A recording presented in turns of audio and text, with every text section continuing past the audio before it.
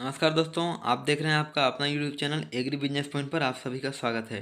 तो आज की इस वीडियो में हम लोग डिस्कस करेंगे कि ग्रास कार्प मछली क्या क्या खाती है, उसका मुख्य भोजन क्या होता है, एक वर्ष में ग्रास कार्प मछलियों का वजन कितना हो जाता है, हमें एक तालाब में 1 एकड़ के तालाब में कितना ग्रास कार्प मछली हम लोग डाल सकते हैं और उसके साथ साथ और हम लोग कौन कौन सी मछलियों का पालन कर सकते हैं।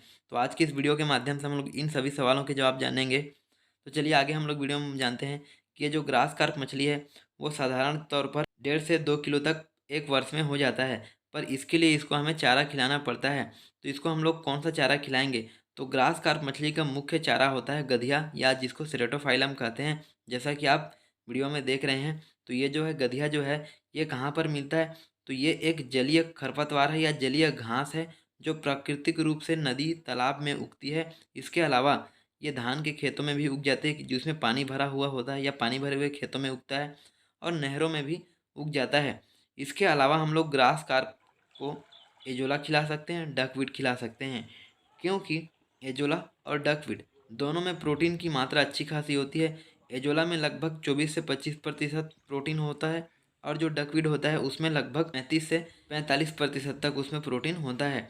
तो ये दोनों जो है ग्रास कार्प के लिए बहुत अच्छा भोजन होता है। यदि आप इसकी खेती करते हैं तो आप अपने मछलियों को अगर 10 महीने तक डकवीड, एजोला, ये जो भोजन है इसको उपलब्ध करा पाते हैं चारा को, तो एक वर्ष में 2 से 3 किलो का साधारण रूप से हो जाता है। आगे हम लोग इसमें वीडियो में समझते हैं कि इसके अलावा हम लोग मछलियों को और क्या दे सकते हैं।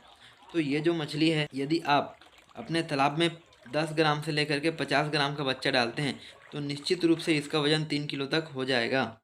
इसके अलावा हम लोग इसको गोभी के पत्ते खिला सकते हैं, लौकी के पत्ते खिला सकते हैं, मूंगफली के पत्ते खिला सकते हैं, और केले के पत्ते भी खिला सकते हैं। तो मेरे ख्याल से इन सभी में बेस्ट होगा आपका मूंगफली का पत्ता, क्योंकि मूंगफली जो है एक दलहनी कुल का पौधा है, लेग्यूमिनेसी कुल का पौधा है, और लेग्यूमिनेसी कुल के पौधों में प्रोटीन ज़्यादा मात्रा में पाया जाता है अन्य कुलों की अपेक्षा। तो इसके वजह से मूंगफली का जो पत्ता है इसको भी ग्रास कार्प बहुत अच्छे से खाती है। तो इसको भी हम लोग खिला करके उसको अच्छा खासा उसमें ग्रोथ ला सकते हैं। तो दोस्तों, मैं आपसे वही जानकारी शेयर कर रहा हूँ जो मैं अपने तालाब पर प्रैक्टिकली करके देख चुका हूँ। तो उन्हीं जानकारियों को मैं आपसे शेयर कर रहा हूँ। तो हम लोग ये जो है ये सभी पत्तियाँ हम लोग खिला करके देख चुके हैं। इसके अलावा और भी बहुत सारी जो घासें हैं जिसको हम लोग खिला सकते हैं, जैसे कि नेपियर ग्रास है, बहुत लोग उसका खेती करते हैं और उसको खिला सकते हैं। जैसे गाय भैंस को भी उसको खिलाते हैं। तो ये जो चारा है उसको हम लोग खिला सकते हैं। कुछ लोग यूट्यूब पर वीडियो देखते हैं और केले का पत्ता लेकर के अपने तालाब में डाल देते हैं।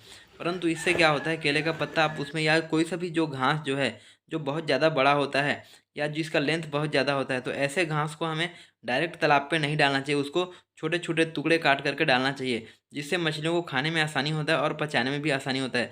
जब मछलियाँ चारा को आसानी से खा पाती है, पचा पाती है, तभी उनका ग्रोथ आता है। नहीं तो आप लोग क्या करते हैं, वैसे ही लेकर के डाल देते हैं, जिससे तालाब बहुत ज़्यादा गंदा हो जाता है, मछलियाँ उसको खा नहीं पाती है।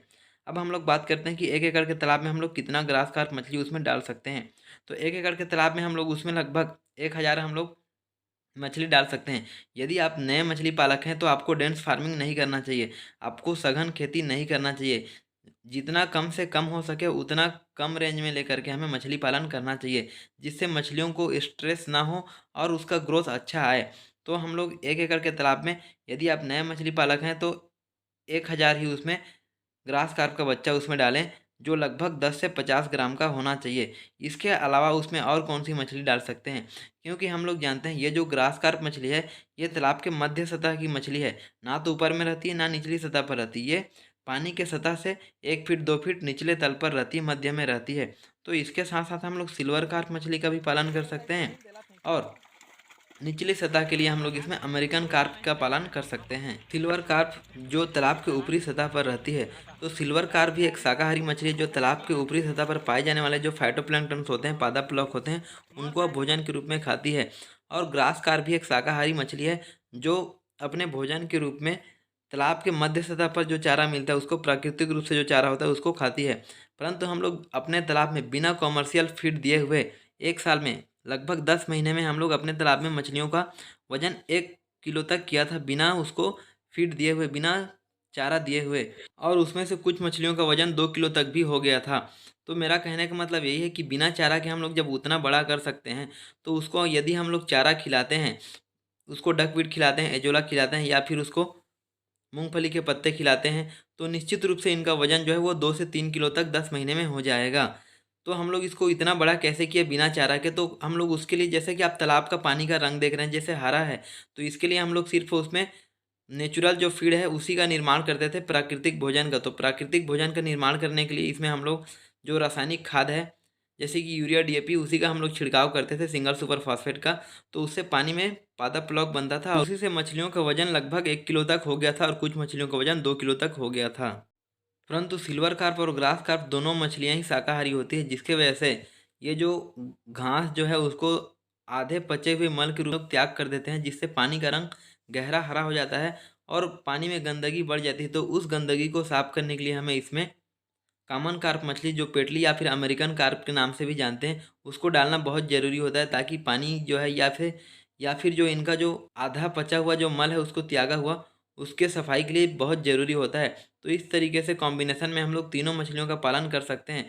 तो इसको हम लोग 1,000 के रेंज में डाल सकते हैं। परंतु ये जो है मल को खाती है या फिर निचली सतह पर जो कीचड़ होती है उसको खाती है, इसकी संख्या को हमें कम रखना चाहिए।